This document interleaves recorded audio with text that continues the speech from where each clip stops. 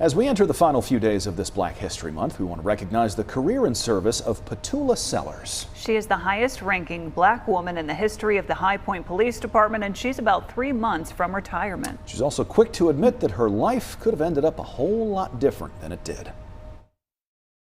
I had no intentions growing up as a young child of becoming a police officer. That was never a goal of mine.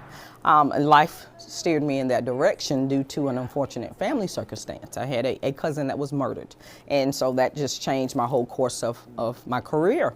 Now that career is about to come to a close. Major Petula Sellers has spent more than 21 years with the High Point Police Department, including the last 2 as assistant chief. She's the first black woman to achieve that rank here. She's proud of her work, but also very much ready for something new.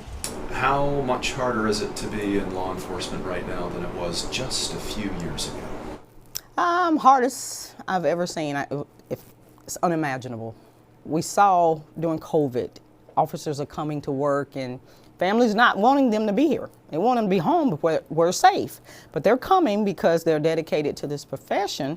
And then with the civil unrest, it's just a lot. It's still a lot.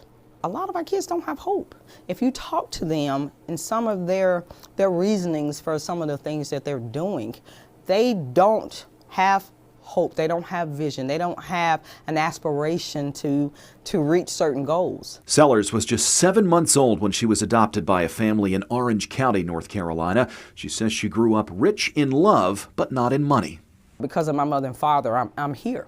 They supported it. My husband did not. When I would mention it to him, he was like, no wife of mine will be a police officer. It's not going to happen. So I divorced him, and then I became a police officer. I'm very grateful, and I live every day on my faith. I am a Christian, and I'm proud. I'm a proud Christian, and I will say that any and everywhere I go. Because of my relationship with Jesus Christ, I am able to continue to believe in hope.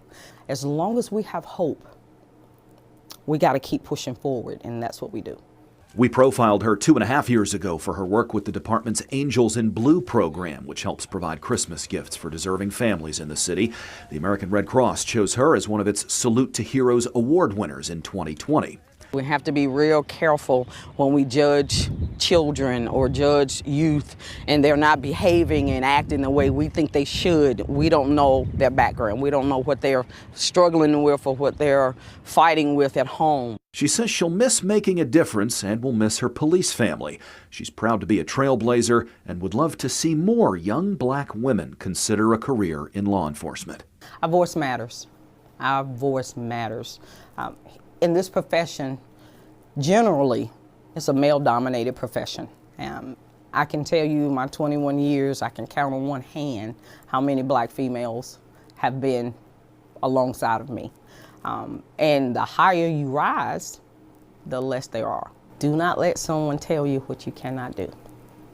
Be careful about who you listen to. Be very, very careful. And you can do whatever your mind is set at doing. Do not set limitations on yourself. Don't do it. Her last official day is June 1st. She says she has no idea what she'll do next, but she will definitely work and wants to make a difference and is considering something with young people. She also plans to do a little traveling. She's already got a few trips booked. Congratulations to her on a great career in law enforcement, and we appreciate everything she has done, of course.